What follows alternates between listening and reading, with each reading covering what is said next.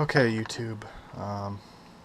Coming to you from my very modest reloading table, I thought I'd show my AR15 pistol. It's 5.56 223. So this is built on 80% lower. It's from TR Enabling. They're a 6061 billet. A couple cool features, the integrated winter trigger guard.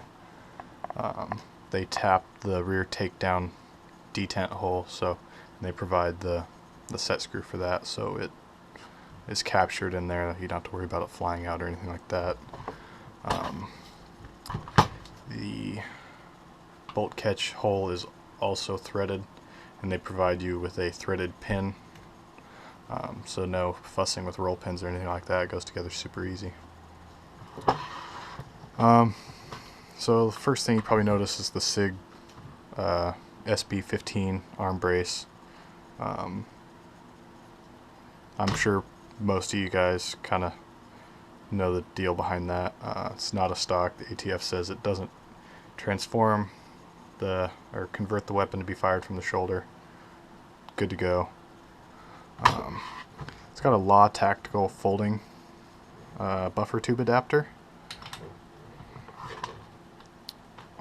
So you can see it cuts about 7 inches off the weight, length. So it's nice to for storage like that. I got a Pelican 1600 case for it, so it just barely fits into here like that. Don't need a full-length like rifle case for it.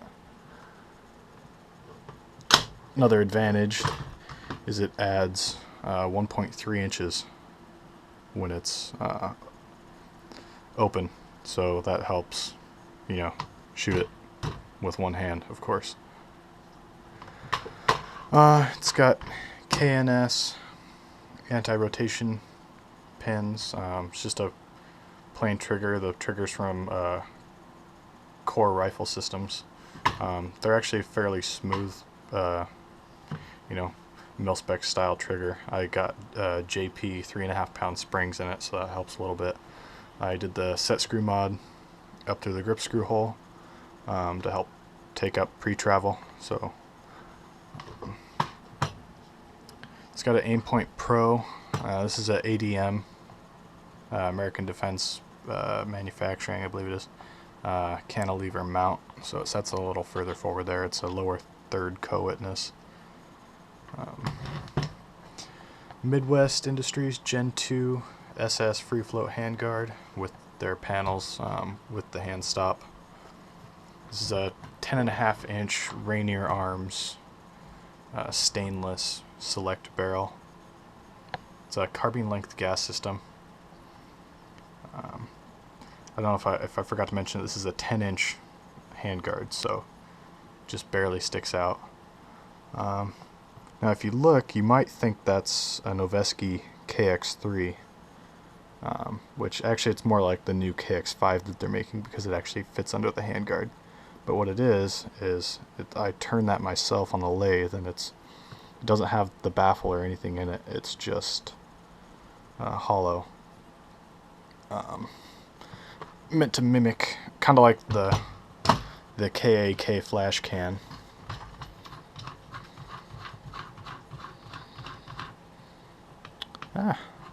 Looks like I scratched some of the paint on it. Oh well. It's just covered in alumihide, which isn't all that great, but so that threads on. It should help. I haven't shot it with it yet. It should help direct the blast a little more forward. I did try this with an AAC single chamber muzzle brake, and it was quite unpleasant with the short barrel.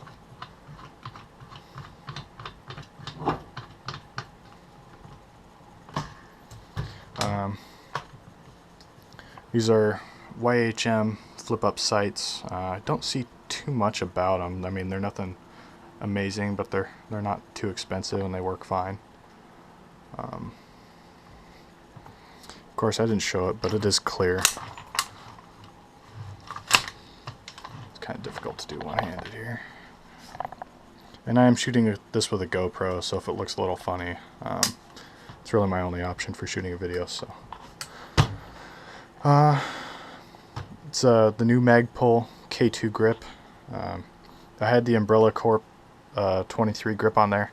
Problem is, I wanted to be able to. I keep the paperwork for the ATF letter for the brace in the grip here, and the Umbrella grip doesn't have the option for a plug, so I wanted to be able to keep that with me, you know, for any people that might be ignorant as to what this is. So the color is it's called Tungsten. It's a Cerakote. I had this done by SureTac Gear out of Troutdale, Oregon. He's a really nice guy. Does great work. So I'll show you how this comes apart, because this has the bolt carrier extension. You lift up and out like so. Prevent the hammer from falling in. Let me see, all machined out myself.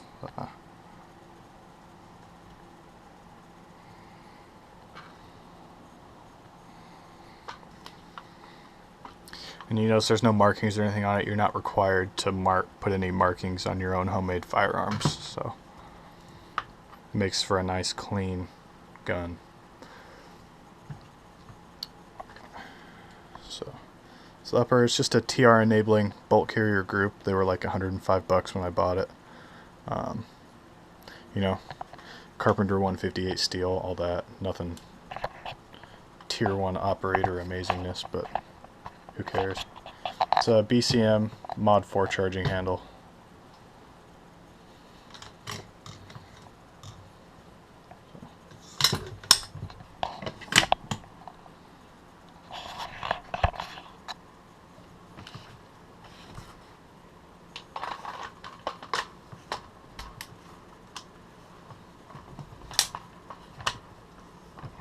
And I have a time-lapse video on my channel as well, me machining the lower for this gun. So I've shot about 330 rounds through it. I did 250 the first time out. No, I shoot 223 just because it's cheaper, and not quite enough power with most of my 223 to make it cycle reliably. I was getting a lot of spent case live round double feed, so it wouldn't quite get the spent case out, but it would feed in a new fresh round, and then it, of course, jam. So pretty classic sign of not enough gas. So what I did, I took the gas block off twice while I was shooting it the first time, checked to make sure that it was lined up properly with the gas port, and it was. So the next option was to enlarge the gas port just a little bit. This had like a 77 thousandths gas port on it. So what I did was I clamped the barrel in the mill with a couple pieces of aluminum blocks, and used an 82 thousandths drill, so I drilled it out like 5 thousandths bigger. And I took it up a couple weeks ago, put two 30 round mags and one 20 round mag through it, and no problems at all. So just needed a little bit more gas. Now of course when you put 5.56 through it, it might be a little on the over gas side, so you could either live with it or put on an adjustable gas block or whatever, which I probably will end up doing once my tax stamp comes back for my suppressor. So anyways, I just thought I'd show it off. One last thing, since forward assist is not really all that necessary, I just made a little plug out of some Delrin plastic on the lathe and then put that in there and put the roll pin in, and so just kind of my solution for that. No real, nothing special. But anyways, yeah, I don't think I'd really do anything different. It's a blast to shoot, so it's not super lightweight. It weighs, I had it on the scale in this configuration with the empty 30 round mag, and it was I think it was 7 3/4 pounds, so 7 pounds 12 ounces. I think my math is right on that. Anyways, so yeah, I just figured I'd show it off. The aim point with the mount weighs about a little less than 3/4 of a pound, so you take that off, and then this is basically a 7-pound pistol here. Overall, it's a nice compact package, and it's a lot of fun. So anyways, I hope you like it. This build was kind of inspired by another YouTuber. His build, his channel I think is Live to Prep. It's Live and then the number 2 and Prep. He's got a similar build in Flat Dark Earth, I believe it is, and I watched the video, his shooting his for the first time, and it looked like a blast, so that convinced me I finally had to build one. So anyways, check his out too. He also put the La Tactical adapter on there as well. So anyways, thanks for watching.